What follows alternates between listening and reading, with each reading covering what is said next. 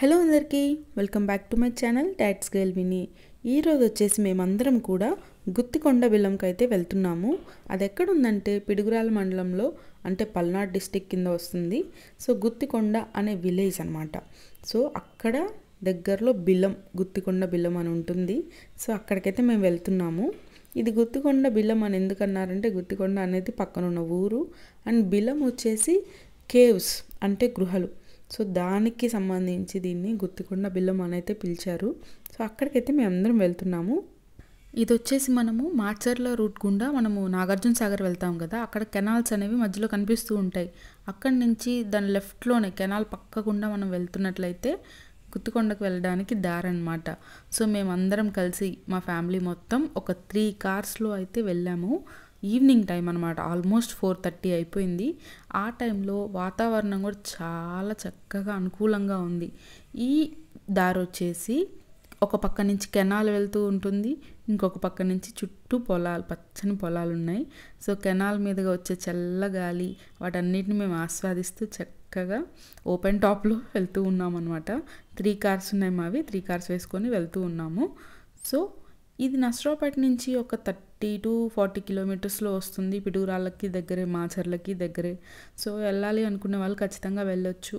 And వర్షాకాలంలో ఈ route అంతా బాగుంటుంది అని అనిపించట్లేదు, ఎందుకంటే వేరే అదర్ రూట్స్ ఉన్నాయేమో తెలీదు, కానీ ఈ రూట్ అయితే కొంచెం కష్టమే వర్షాలు పడితే మాత్రం. సో మొత్తానికి వ్యూ అయితే చూసుకుంటూ వెళ్దాము. ఈ గుత్తికొండ బిల్లానికి బోల్డ్ అంత హిస్టరీ ఉందండి. మేమైతే వెళ్ళడం ఫస్ట్ టైం. మాకైతే చాలా అంటే చాలా హ్యాపీగా ఉంది. చాలా కొత్త ప్లేస్ని ఎక్స్ప్లోర్ చేసినట్టుగా, వెళ్ళి వచ్చినందుకు చాలా ప్రశాంతంగా అనిపించింది. మీరు ఇక్కడ చూడండి, కెనాల్, రోడ్, కొండలు, చాలా అంటే చాలా బాగా డెడ్లీ కాంబినేషన్. సో మొత్తానికి మేము ఈవినింగ్ టైంలో వెళ్ళాం కాబట్టి ఇంకా ఇంకా ఇంకా బాగుంది సీనరీ అండ్ వెదర్ కూడా. సో మొత్తానికి గుత్తికొండ నుంచి ఒక కొంచెం దూరంలోనే గుత్తికొండ బిల్లం అయితే ఉంటుంది. కొన్ని వేల వందల నాటి చరిత్ర అయితే ఉందని చెప్తున్నారు గుత్తికొండ బిల్లంలో. అదేంటి అనేది ఈ వీడియోలో మీ అందరితో క్లియర్ అండ్ డీటెయిల్గా షేర్ చేసుకుంటాను. సో మేము వెళ్ళింది ఈవినింగ్ టైంలో కాబట్టి అసలు ఎలా ఉంటుంది, కేవ్ లోపల గుహలో ఎలా ఉండబోతుంది అనేది ఒక ఐడియా కూడా లేదు. ఎందుకంటే గుహ అనగానే మనకి చీకటిగా ఉంటుంది మోస్ట్లీ. ఇంక మనం వెళ్ళింది నైట్ టైం అయితే ఇంక చూసుకోవాలి ఎలా ఉండిద్ది, ఎవ్రీథింగ్, ఆ ఎక్స్పీరియన్స్ అంతా మీ అందరితో షేర్ చేసుకుంటాను.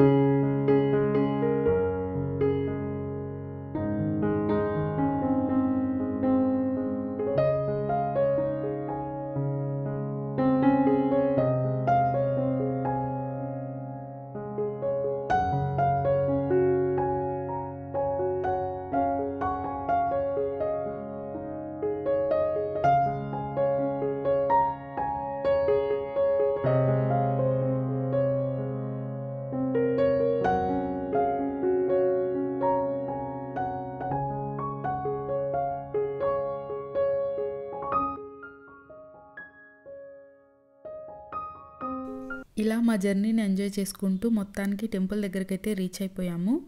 చిన్నగా ఘాట్ రోడ్ ఉంటుంది, కొంచెం దూరమే ఉంటుంది ఘాట్ రోడ్. అది ఎక్కేసి టెంపుల్ దగ్గరకైతే రీచ్ అయిపోయాము. నేను సడన్గా చూడగానే చాలా ఫేమస్ అన్నారు కదా, చిన్నగా ఉంది ఏంటి టెంపుల్ అనిపించింది. ఇక్కడ చూడగానే మన దగ్గర ఎదురుగా ఒక చిన్న గుడి కనిపిస్తుంది, ఇంత చిన్నగా ఉంది ఏంటి అనిపించింది. కానీ వన్స్ లోపలికి వెళ్ళాక చాలా అంటే చాలా బాగుంది, అందంగా. మనం కాంపౌండ్లోకి ఎంటర్ అవ్వగానే మనకి లెఫ్ట్ సైడ్ ఇలా చిన్న గుడి కనిపిస్తుంది. ఇది ఒకటి వచ్చేసి ఆంజనేయ స్వామి గుడి అండ్ ఇంకొకటి ముచ్చుకుంద మహాముని దేవస్థానం అన్నమాట. సో ఇక్కడ కోతులు అయితే చాలా ఉన్నాయి. అక్కడ కాపలా కాసే వాళ్ళు కూడా ఉన్నారు, ఎవరిని ఏం చేయకుండా ఉండడానికి. కానీ చూడ్డానికైతే ఎటు చూసినా కోతులే ఉన్నాయి. అండ్ ఇక్కడ మనం ఇంకొంచెం ముందుగా వెళ్ళినట్లయితే ఇక్కడ చుట్టూ చిన్న చిన్న గుళ్ళు ఎలా అయితే ఉన్నాయో ఇక్కడ సజీవ సమాధులు కూడా ఎక్కువగానే ఉన్నాయి. వాటన్నిటిని చూపిస్తూ నేను తర్వాత మాట్లాడతాను. ముందుగా దర్శనం చేసుకోవడానికి అయితే వెళ్దాము. మనము బిలంలోకి వెళ్ళడానికి ఇలాగా గేట్ ఉంటుంది అండ్ ఆర్చ్ ఉంటుంది. ఇక్కడ ఆర్చ్లో వచ్చేసి ముచ్చుకుంద మహాముని విగ్రహం కూడా ఉంటుంది. ఇక్కడ బాలనాగయ్య విగ్రహం ఇవన్నీ ఉన్నాయి. సో వన్స్ మనం లోపలికి వెళ్దాము. లోపలికి వెళ్ళడానికి ఆర్చి చూపిస్తాను. దీన్ని ముక్తి ద్వారము అని కూడా అని రాశారు అక్కడ. గుత్తికొండ బిలం ఇక్కడ ఆర్చ్లో మీకు క్లియర్గా చూపిద్దామని ఎంట్రన్స్ అన్నమాట. వన్స్ లోపలికి వెళ్ళాక ఎలా ఉంటుంది ఎవ్రీథింగ్ కూడా మీ అందరితో షేర్ చేసుకుంటాను. ఇక్కడికి లోపలికి వెళ్ళేటప్పుడు కొంచెం ఒంగోని వెళ్ళాల్సి ఉంటుంది, ఎందుకంటే కేవ్ గుహ అయితే మొదలవుతుంది ఇక్కడతో. మనం వన్స్ ఇలా లోపలికి అడుగు పెట్టామో లేదో అంత వేడిగా అయిపోయిందనమాట. చాలా వేడిగా ఉంది గుహలో. ఆక్సిజన్ లెవెల్స్ కూడా చాలా తక్కువగా అందుతుంది అక్కడ. అంతా చీకటిగా ఉంది. మనం పగలపూట వచ్చి ఉంటే కొంచెం ఏమన్నా బయట నుంచి లైట్ ఏమైనా సోర్స్ అందేదేమో, కానీ ఇక్కడ మనం ఎంటర్ అవగానే చిమ్మ చీకటి అయితే ఉంది. ఇక్కడ బుజ్జి కుక్క పిల్లలు ఒక 4 అయితే ఉన్నాయి. సో నాకైతే చాలా ఇష్టం కుక్క పిల్లలు. సో ముందు వెళ్తూనే కుక్క పిల్ల కనపడేసరికి నేను దాన్ని ఎత్తుకొని కొంచెం సేపు టైం స్పెండ్ చేసి నెక్స్ట్ అయితే దర్శనానికి వెళ్ళిపోదామని ఫాస్ట్గా, అసలు లోపల ఏమో ఉందో అని ఎగ్జైట్మెంట్ కూడా చాలా ఎక్కువగా ఉంది. అందుకంటే ముందుగా వీటన్నిటితో ఇట్లా ఫోటో తీసుకొని వీడియో తీసుకొని లోపలికైతే వెళ్ళాము. లోపల హ్యూమిడిటీ చాలా ఎక్కువగా ఉంది అండ్ ఎక్కువసేపు ఉండాలంటే చాలా సఫికేటింగ్గా అనిపించింది. అండ్ కొంచెం ముందుకు వెళ్ళగానే ఇక్కడ మునీశ్వరుడి విగ్రహం కనిపించింది. అది వచ్చేసి ముచ్చుకుంద మహాముని. ఇంకా ఎదురుగా చూస్తున్నట్లయితే మనము స్వామివారిని దర్శించుకోవచ్చు. చాలా అంటే చాలా ప్రశాంతంగా అనిపించింది. ఏదో తెలియని కొత్త ఫీలింగ్గా అనిపించింది. ఏదైనా గుళ్ళకి వెళ్తే మనకి ఆటోమేటిక్గానే పాజిటివ్ వైబ్స్ వస్తాయి, కానీ ఈ ప్రదేశం ఇంకా ప్రశాంతంగా అనిపించింది, మనసుకు హాయిగా అనిపించింది. స్వామివారిని దర్శించుకున్నాము. ఇక్కడ ఈ స్వామివారిని ఓంకారేశ్వరుడు అని పిలుస్తారంట. ఇక్కడ స్వామివారిని చీకటి మల్లయ్య అని కూడా పిలుస్తారంట. అండ్ ఈ విగ్రహానికి 2000 సంవత్సరాల చరిత్ర అయితే ఉంది. 2000 ఇయర్స్ బ్యాక్ ఇక్కడ స్వామివారి విగ్రహాన్ని ప్రతిష్ఠించారని చెప్పి అనుకుంటూ ఉండేవాళ్ళంట అందరూ. అండ్ పక్కనే ఉన్నటువంటి బాల వినాయకుడి స్వామి విగ్రహం కూడా స్వయంభుగా ఆకారం అనేది వచ్చిందంట. తర్వాత అది చూసి ఇంక మునులు వీళ్ళందరూ కూడా రోజు అభిషేకం చేస్తూ నీళ్లు పోస్తూ ఉండగా ఒక మంచి క్లియర్ రూపం అయితే వచ్చిందని చెప్తూ ఉన్నారు. అండ్ ఇక్కడ మీరు కూడా దర్శనం చేసుకోవాలని నేను చాలా చక్కగా వీడియో అయితే తీశాను. ఇక్కడ మనం ఉన్నంత ఒక 5 మినిట్స్లోనే ఫుల్ ఆన్ ఇంకా తడిచిపోయామన్నమాట, చెమటలు అలా ఉన్నాయి. కానీ దర్శనం అయితే చాలా అద్భుతంగా జరిగింది. ఇక్కడ గుత్తికొండ బిలంలో 101 సొరంగాలు ఉంటాయంట. సో ఈచ్ సొరంగంలో కూడా ఒక్కొక్క జలాలకు దారితీస్తుందని చెప్తుంటారు. ఇంతకుముందు అందరు భక్తులు కూడా స్నానాలు చేసేవాళ్ళంట. అండ్ ఇక్కడ తిరునాళ్ళు వచ్చేసి తొలి ఏకాదశి నాడు చాలా బాగా తిరునాళ్ళు జరుపుతారంట. ఎక్కడి నుంచో వస్తూ ఉంటారు చాలామంది. అండ్ ఇక్కడ ఇంకొకటి ఏంటంటే ఇప్పటికీ కూడా ఈ సొరంగాల్లో గుహల్లో 1,000,000 మంది మునీశ్వరులు ఇంకా ధ్యానం చేస్తూ తపస్సు చేస్తూ ఉన్నారని చెప్తున్నారు. ఇప్పటికి కూడా మునులు ఉన్నారు లోపల. మీరు గుహల లోపలికి వెళ్ళే కొద్దీ మునులు ఉన్నారు అన్న నమ్మకం అయితే ఇంకా ఉంది. మనము దర్శనం చేసుకున్నాం కదా, ఇంకొంచెం ముందుకు వెళ్ళి కోనేటి దగ్గరికి వెళ్దాము. ఇక్కడ 101 సొరంగాలు ఉన్నాయన్నారు కదా, కానీ మనము ఈజీగా వెళ్ళి యాక్సెస్ చేసుకోవడానికి ఇప్పుడు ప్రస్తుతానికి 7 గుహలు మాత్రమే ఉన్నాయంట. మిగతావన్నీ ఊడ్ చేశారు, లేదంటే వెళ్ళడానికి ఇబ్బందిగా ఉండి చాలా కష్టంగా ఉన్నవి రిస్కీ గుహలు ఉన్నాయి. సో మొత్తానికి మనకి యాక్సెసిబుల్గా ఉన్నటువంటి ఒక గుహ దగ్గరికి అయితే వెళ్దాము. మనం పగలపూట వచ్చిండుంటే అన్నిటికీ వెళ్ళొచ్చే వాళ్ళం, కానీ నైట్ పూట అసలు ఏం కనిపించట్లేదు. అక్కడ లైట్స్ పెట్టారు కానీ అయినా కూడా ఏం కనిపించట్లేదు అక్కడ మనం వెళ్ళి చూడ్డానికి. ఫోన్లో టార్చ్ వేసుకొని అట్లా వెళ్తూ ఉన్నాము అప్పటికి కూడా కొన్నిసార్లు అయితే. ఇట్లా వెళ్తుండగా నాకు లెఫ్ట్లోనే ఒక పెద్ద గుహ అయితే ఉంది. అక్కడి నుంచి మనం లోపలికి వెళ్ళినట్లయితే అక్కడలోనే ఆ దారిలోనే ఒక 2-3 గుహలు అయితే ఉన్నాయంట. సో మొత్తానికి మనకి ఓపెన్గా ఉన్నటువంటి పెద్ద జలాశయం అంటే కోనేరు దగ్గరికి అయితే వెళ్దాము. ఇక్కడ మీరు చూస్తున్నట్లయితే గుహ క్లియర్గా కనిపిస్తుంది మనకి, చాలా పెద్ద గుహ. ఇవన్నీ కూడా మనుషులు చేసిన గుహలు కాదు, ఒకప్పుడు దేవతలే స్వయంగా చేసిన, దేవతల కాలంలో ఏర్పడిన గుహలు అని చెప్పి పేరు ఉంది. అంటే మనుషులు స్వరంగ మార్గాలు చెక్కి లోపలికి వెళ్ళడానికి దారి పెట్టడం ఇవన్నీ కాదంట, స్వయంగా ఏర్పడిన గుహలే. అండ్ ఇక్కడున్న వాటర్ కూడా చాలా అంటే చాలా స్వచ్ఛంగా ఉంటుంది. ఏమన్నా కాయిన్ వేసినా కూడా క్రిస్టల్ క్లియర్గా కనిపిస్తున్నంత క్లియర్గా ఉన్నాయి వాటర్ అయితే. ఇక్కడ జనాలు ఏం నమ్ముతారంటే ఇక్కడ స్నానం చేసినట్లయితే కాశీలోని గంగా నదిలో స్నానం చేసినంత పుణ్యం వస్తుందని నమ్మేవాళ్ళంట. అండ్ మనం ఇక్కడ ఈ బిలాన్ని ఓంకారేశ్వర బిలం అంటాం, మనం ఇప్పుడు దిగిన బిలం. నేను ఇందాక లెఫ్ట్ సైడ్లో ఒక పెద్ద గుహలా ఉందని చెప్పాను కదా, అక్కడ రేణుకా బిలం ఉందంట అండ్ బ్రహ్మనాయుడు బిలం ఉందంట. బ్రహ్మనాయుడు బిలం అంటే ఒకప్పుడు మనకి పల్నాటి బ్రహ్మనాయుడు అని ఉండేవాళ్ళు కదా, సో ఆయన యుద్ధం చేసిన తర్వాత ఆఖరి రోజులు ఇక్కడే గడిపారని చెప్తూ ఉన్నారనమాట హిస్టరీలో. సో మనం ఇక్కడ నీళ్ళని కూడా మనము సేక్రెడ్గా పవిత్రమైన జలంలాగా తలపైన జల్లుకొని, వీలున్నట్లయితే పగలపూట దీంట్లో స్నానాలు చేసే వాళ్ళు కూడా ఉంటారు. కానీ ఇప్పుడు చీకట్లో లోతు ఎంత ఉంటుందనేది ఒక క్లారిటీ లేదు కాబట్టి ఎవరం రిస్క్ చేయదలుచుకోలేదు. ఇంతకుముందు ఈ నది అంతా కొంచెం వెనక్కి ఉండేదంట, ఇంకా ఇయర్స్ గోయింగ్ ఆన్ నది చాలా ముందుకు వచ్చి ఇలాగా కోనేరులాగా ఏర్పడిందని చెప్తుంటారు.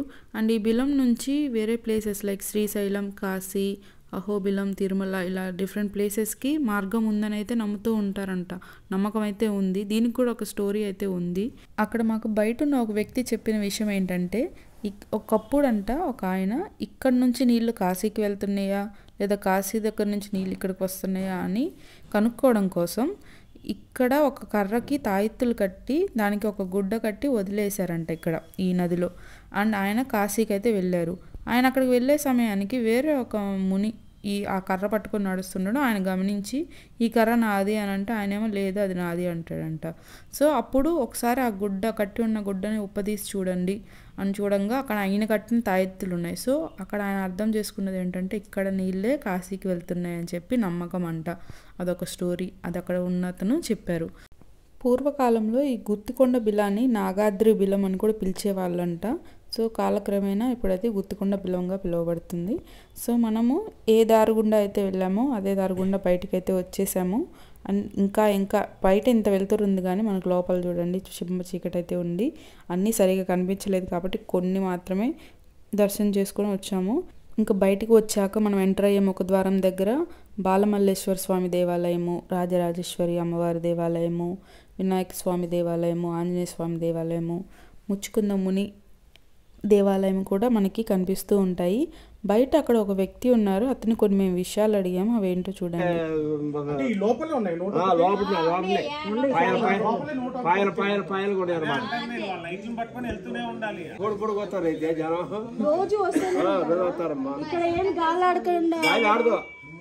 అందుకే మేము 2 కొలలకి వేసినాం స్నానం చేయమని. ఒక 5-6 కొలలో నీళ్లు ఉంటాయి, కదవ కొలలో నీళ్లు మరిచెట్టు కానీ ఏమి లేదు, ఏమి మీకు ఆ భయమే లేదు, అసలు ఏం జరగటానికి లేదు, అసలు ఆ భయమే లేదు.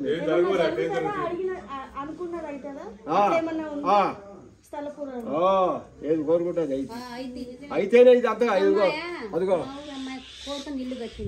అదిగో భార్య భర్త కట్టారు, అదిగో అమ్మ ఆడకపోయి చదువుకోండి ఒక్కతే కట్టింది, అదిగో గుడి.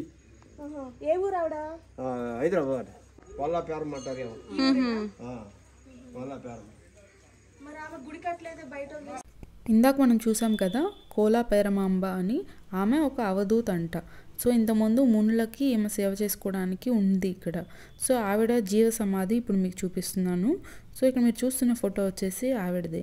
ఆమె చెప్పిన ప్రకారం ఏంటంటే 5000 సంవత్సరాల తర్వాతనే నన్ను బయటికి తీయండి అని చెప్పారంట. సో ఇప్పటికీ ఎన్నో ఒక 75+ ఇయర్స్ అయిందని అంటున్నారు. అండ్ ఇక్కడ ముచ్చుకుంద మహామునీశ్వరుని చరిత్ర అనేది ఇక్కడ పెట్టేసి ఉంది. నేనైతే క్లిప్ అయితే యాడ్ చేస్తున్నాను, వీలైతే చదవచ్చు మీరు కూడా. అండ్ మనము మొత్తం ఆ సజీవ సమాధులు ఇవన్నీ చూసుకొని మనము ఇందాక నేను స్టార్టింగ్లో ఒక గుడి కనిపించిందని చెప్పాను కదా, ఆంజనేయ స్వామి దేవాలయం ఉంటుంది, మహాముని దేవాలయం ఉంటుందని. అది వచ్చేసి ఇదే అండి. ఇంకా మన దర్శనం అంతా చేసుకున్నాక చివరిగా ఆంజనేయ స్వామి దర్శనము అండ్ ఈ టెంపుల్ని కూడా చూసేసుకొని బయలుదేరామండి. ఎంత బాగుందంటే ఈ ఓవరాల్ ఈ గుత్తికొండ బిల్లం అనేది ఖచ్చితంగా అందరూ విజిట్ చేయాల్సిన ప్లేస్. అది తెలుసుకోవడానికి ఎంతో చరిత్ర ఉంది అండ్ చాలా అడ్వెంచరస్గా కూడా ఉంది. వీడియో నచ్చితే లైక్ చేయండి, నా ఛానల్ని సబ్స్క్రైబ్ చేయడం మాత్రం మర్చిపోకండి. మరిన్ని వీడియోస్తో మీ ముందు ఉంటాను. Until then bye bye.